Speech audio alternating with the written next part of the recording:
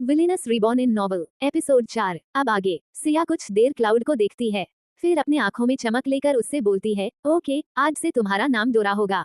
बताओ कैसा लगा ये नाम तुम्हें। जिस पर क्लाउड एक बच्चे के रूप में आता है और अपना मुंह बनाते हुए बोलता है, मालकिन आप ये कैसा नाम रख रहे हो मेरा।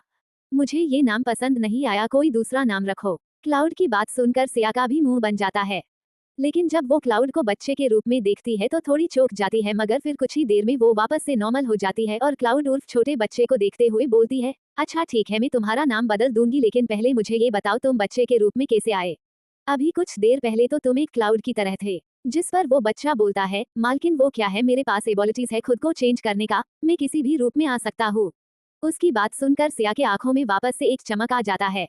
वो अपनी चमकती आंखों से छोटे से क्यूट बच्चे को देखती है और वो कुछ बोलती उससे पहले ही छोटा बच्चा अपने आईब्रो को सिकुड़ते हुए सिया से बोलता है, मालकिन आप जो सोच रही है न वो नहीं हो सकता है, क्योंकि मुझे सिर्फ आप ही देख सकती है। आपके अलावा मुझे की भी देख नहीं सकता है, इस वजह से फालतू के आइडिया अपने दिमाग में मत सोचिए, जो कभी होगा ही नहीं। अच्छा होगा आप अपने छोटे दिमाग को थोड़ा आराम दे। सिया जब उस क्यूट से दिखने वाले शैतान बच्चे की बात सुनती है तो उसकी आंखें छोटी हो जाती है। वो उस शैतान बच्चे को घूरते हुए बोलती है, अच्छा बच्चू क्या कहा, मेरा दिमाग छोटा है। मतलब तुम ये सोचते हो मेरे बारे में, तो ठीक है मैं तुम्हारा नाम चेंज नहीं करूंगी। वो क्या है, मेरे पास तो ज्यादा दिमाग ही नहीं है, तो मैं क्यों तुम्हारे लिए नाम सोचने में अपना दिमाग वेस्ट नहीं करूं। बोलते हुए सिया अपने चेहरे को फेर लेती है। वही वो बच्चा जब सिया की बात सुनता है तो वो काफी परेशान हो जाता है और क्यूट सा फेस बनाकर बोलता है, मालकिन आप गलत समझ रही है। मेरे कहने का वो मतलब नहीं था, आप बहुत ही होशियार है। आपके पास बहुत सारा दिमाग है, प्लीज आप मुझसे नाराज मत होइए। प्लीज मेरी प्यारी मालकिन, आप बहुत अच्छी हो, आप मेरी क्यूट सी मालकिन हो, आप पर ये नाराजगी अच्छी नहीं लगती है, प्लीज एक बार मुझे इस क्यूट से मासूम से बच्चे को माफ कर दीजिए। बोलते हुए वो बच्चा अपने पप्पी आइज से सिया को देखने लगता है। जिस पर सिया एक नजर उस छोटे शैतान को देखती है जो अपने पप्पी आइज से उसे ही देख रहा था। इस वक्त वो बच्चे के रूप में बहुत ही ज्यादा क्यूट लग रहा था। सिया को उस शैतान बच्चे के गालों को खींचने का मन कर रहा था। वही सिया जो नाराज होने का नाटक कर रही थी, जब वो उसकी इतनी चिकनी चुपड़ी बातें सुनती है तो उसे बहुत ही हंसी आता है। उसका मन कर रहा था वो उस क्यूट बच्चे को गोद में उठाकर प्यार करे, लेकिन वो खुद के इमोशन को कंट्रोल करती है और कुछ भी न सुनने का नाटक करने लगती है। सिया को इस तरह खुद को इग्नोर करता देखकर वो क्यूट बच्चा रोने लगता है। वही सिया जब उसको रोता हुआ सुनती है तो तुरंत ही पलटकर उस छोटे बच्चे को देखती है, जिसके आंखों में इस वक्त मोटे मोटे आंसू थे और वो जमीन में बैठा हुआ जोर जोर से रो रहा था। सिया को वो बच्चा इस वक्त बहुत ही ज्यादा क्यूट लग रहा था। उस क्यूट बच्चे को इस तरह रोता हुआ देखकर सिया को अच्छा नहीं लगता है। वो तुरंत ही उस बच्चे के पास जाती है और उसे गोद में उठाकर क्यूट बच्चे को चुप करवाने लगती है। तो वही वो बच्चा अपने आंसू से भरी आंखों से सिया को देखते हुए बोलता है, मालकिन क्या आप अब भी मुझसे नाराज है। बोलकर वो टुकुर टुकुर सिया को देखने लगता है। वही सिया को अपना नाटक आगे जारी रखना था, मगर उस क्यूट बच्चे को इतना रोता हुआ देखकर वो अपने प्लान को ड्रॉप कर देती है और उस बच्चे के आंसू को पोंछते हुए बोलती है, ठीक है नहीं हूँ नाराज तुमसे, अब चुप हो जाओ। जिस पर वो बच्चा हिचकी लेते हुए बोलता है, तो मालकिन क्या आप मेरा अच्छा नाम रखेगी। ये बोलकर वो सिया को क्यूटली देखने लगता है। तो सिया उस बच्चे के मोटे मोटे गालों को खींचते हुए बोलती है, ओके बाबा मैं तुम्हारा अच्छा नाम रखूंगी। अब चुप हो जाओ, तुम इस तरह रोते हुए बिल्कुल भी अच्छे नहीं लगते हो। सिया की बात सुनकर वो बच्चा तुरंत ही चुप हो जाया है। अब उसे देखकर लग ही नहीं रहा था कि कुछ देर पहले वो क्यूट बच्चा रो भी रहा था। सिया उसे इतनी जल्दी नॉर्मल होता हुआ देखकर अपनी आंखें छोटी कर लेती है और उस क्यूट बच्चे से बोलती है, तुम इतनी जल्दी शांत कैसे हो गए, अभी तो तुम्हें रो रो कर हिचकी आ रहे थे। जिस पर वो बच्चा हंसते हुए क्यूट वॉइस में बोलता है, मालकिन वो तो मैं आपको मानने के लिए एक्स्ट्रा क्यूटनेस लाकर रो रहा था। इंसानों में ऐसा होता है, कोई भी इतने क्यूट मासूम बच्चे को रोता हुआ देख ही नहीं सकता है, जब वो बच्चा मैं हूं तो बिल्कुल भी नहीं। आपने मेरे पास कोई चॉइस ही नहीं छोड़ा था, तो मुझे अपना ट्रम्प कार्ड का यूज करना ही था। मालिन अगर मैं रोता नहीं तो आप मुझसे अब भी नाराज ही रहती, और इस नाराजगी में कहीं आप मेरा दूसरा नाम रखना भूल जाती तो मेरा क्या होता। डोरा नाम के साथ अपनी जिंदगी नहीं गुजार सकता था, इसलिए मुझे रोना पड़ा क्यूट बच्चे की तरह, लेकिन आप बहुत जल्दी मान गई। बोलकर वो बच्चा जोर जोर से हंसने लगता है। वही सिया बस उस क्यूट बच्चे को हंसता हुआ देखती ही रह जाती है। इस क्यूट से शैतान बच्चे ने उसे बेवकूफ बनाया अपने इस क्यूटेंस के साथ। कहा वो उसे परेशान करना चाहती थी, मगर खुद ही वो इस शैतान बच्चे के जाल में फंस गई थी। वो अपने सर को हिलाते हुए बोलती है, अच्छा इस नाम में बुराई ही क्या है, इतना अच्छा नाम तो है डोरा, तो तुम्हें पसंद क्यों नहीं है। जिस पर वो बच्चा अपनी खुद की तारीफ करते हुए बोलता है, मालकिन आप मेरा नाम कार्टून वाला रख रहे हो, वो भी एक लड़की का।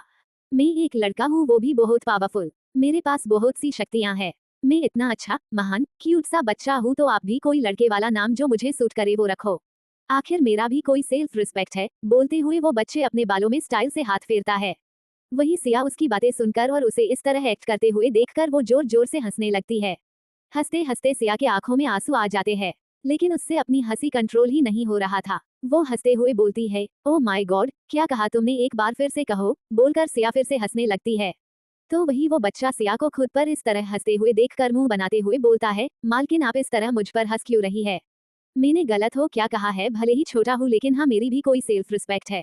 प्लीज आप मुझ पर हंसना बंद कीजिए वरना मैं फिर से रोने लगूंगा। बोलते हुए वो फिर से रोने जैसी शक्ल बना लेता है, जिसे देखकर सिया एकदम चुप हो जाती है और उस बच्चे के गालों को खींचते हुए बोलती है, अच्छा बाबर नहीं हंस रही हूँ तुम पर, अब चलो रिलैक्स हो जाओ और सोचने दो मैं तुम्हारा क्या नाम रखूं। वही वो बच्चा भी रिलैक्स हो जाता है और सिया के नाम रखने का वेट करने लगता है। कुछ देर बाद सिया बोलती है, अच्छा तो ये नाम कैसा रहेगा तुम्हारे लिए रू? अभी वो इतना ही बोली थी कि तभी उसके रूम का डोर अचानक ओपन हो जाता है और एक आवाज आती है, अव्यांशी। इधर सिया जो नाम बोलने ही वाली थी अचानक किसी के आवाज आने पर एकदम चौंक जाती है। रात में एक और चैप्टर अपलोड हो जाएगा। अब कौन का नाम रखेगी सिया उस क्यूट बच्चे का? किसने खोला रूम का डोर? कौन आया होगा कमरे के अंदर? सभी सवालों के जवाब जानने के लिए सुनिए अगला एपिसोड फैंटेसी स्टोरीज वर्ल्ड पर। एपिसोड 5। मालकिन आप इस तरह मुझ पर हंस क्यों रही है? मैंने गलत हो क्या कहा है? भले ही छोटा हूँ लेकिन हाँ मेरी भी कोई सेल्फ रिस्पेक्ट है। प्लीज आप मुझ पर हंसना बंद कीजिए वरना मैं फिर से रोने लगूंगा। बोलते हुए वो फिर से रोने जैसी शक्ल बना लेता है, जिसे देखकर सिया एकदम चुप हो जाती है और उस बच्चे के गालों को खींचते हुए बोलती है, अच्छा बाबा नहीं हंस रही हूँ तुम पर, अब चलो रिलैक्स हो जाओ और सोचने दो मैं तुम्हारा क्या नाम रखूं। वही वो बच्चा भी रिलैक्स हो जाता है और सिया के नाम रखने का वेट करने लगता है। कुछ देर बाद सिया बोलती है, अच्छा तो ये नाम कैसा रहेगा तुम्हारे लिए रू? अभी वो इतना ही बोली थी कि तभी उसके रूम का डोर अचानक ओपन हो जाता है और एक आवाज आती है, अव्यांशी। इधर सिया जो उस क्यूट बच्चे को उसका नाम बताने ही वाली थी अचानक किसी और की आवाज सुनकर एकदम चौंक जाती है। वो तुरंत ही पीछे मुड़कर देखती है जहां से ये आवाज आई थी, तो उसे सामने एक लड़की दिखाई देती है जो करीब 20 साल की होंगी। सिया उस लड़की को देखकर कंफ्यूज्ड हो जाती है। उसे समझ नहीं आ रहा था कि आखिर ये लड़की कौन है और किसको बुला रही है। वो अभी कंफ्यूज्ड ही थी कि तभी उसे उस क्यूट बच्चे का आवाज सुनाई देता है जो बोल रहा था, मालकिन ये लड़की आपके चाचा जी की बेटी कृति राठौर है और अभी ये आपको बुला रही थी। आप भूल गई कि अब से आप सिया नहीं बल्कि अव्यांशी राठौर है। उसकी बात सुनकर सिया बोलती है, अरे हाँ मैं तो भूल ही गई थी। अच्छा हुआ तुमने याद दिला दिया। बोलकर वो छोटे बच्चे की तरफ देखती है, तो वो छोटा बच्चा अपने सर पर चपत लगाते हुए बोलता है, मालकिन मुझे सिर्फ आप ही देख और सुन सकती हो, लेकिन आपको सभी देख सुन सकते हैं। अभी आपके सामने आपकी कजन है जो आपको इस तरह खुद से बात करते हुए देखकर पागल समझेगी। वही उसकी बात सुनकर सिया को एहसास होता है कि उसने अभी कौन सा मिस्टेक किया है। वो जोर से अपनी आंखें मिच लेती है और सोचने लगती है अब इसे क्या बताए। तभी सिया को उस लड़की कृति राठौर की आवाज आती है, अव्यांशी कहाँ खो गई? अभी तुम कुछ बोल रही थी, मुझे सुनाई नहीं दिया क्या? तुम थोड़ा जोर से बोलोगी? बोलते हुए कृति सिया को देखने लगती है, तो वही सिया कृति की बात सुनकर एक राहत की सांस लेती है और फिर खुद को नॉर्मल कर अपने चेहरे में स्माइल लाकर बोलती है, वो दी कुछ नहीं, मैं अभी उठी हूँ ना, इस वजह से ऐसे ही बड़बड़ा रही थी।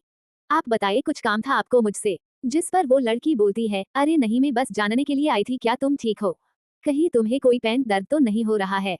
सिया को कुछ भी समझ नहीं आ रहा था कि कृति किस बारे में बात कर रही है, इसलिए वो कृति की बात पर हैरान होकर उससे पूछती है, मुझे क्या हुआ है जो पेन होगा? वही उसकी बात सुनकर कृति को थोड़ा अजीब लगता है। वो उसके पास आकर बोलती है, अव्यांशी क्या तुम भूल गई हो कल तुम सीढ़ियों से गिर गई थी, वो भी उस एडॉप्टेड लड़की की वजह से, उसने तुम्हें जानबूझकर धक्का दिया था। क्या तुम्हें कुछ भी याद नहीं है?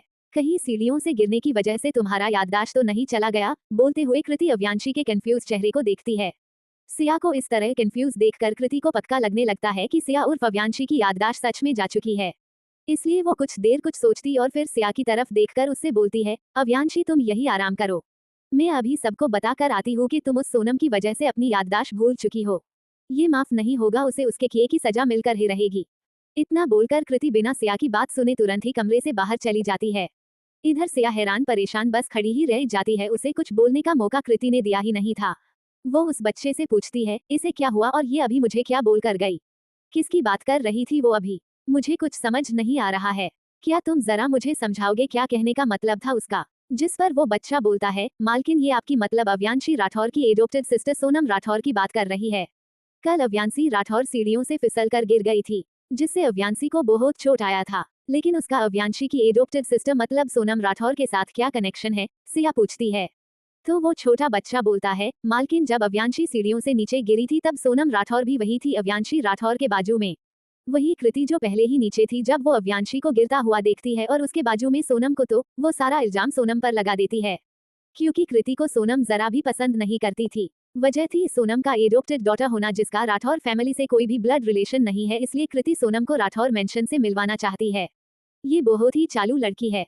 मालकिन, मैं सजेस्ट करूंगा आप इस कृति से दूर ही रहिए। उस क्यूट से बच्चे की बात सुनकर सिया उसके गाल खींचते हुए बोलती है, कोई बात नहीं, तुम टेंशन मत लो, मैं सब देख लूंगी। मुझे पता है कृति बस एक हथियार की तरह अव्यांशी का यूज करती है, जिसे वो सबके खिलाफ यूज कर सके। लेकिन अब वो पहले वाली अव्यांशी नहीं रही जिसका यूज वो इतने आसानी से करती थी, समझे?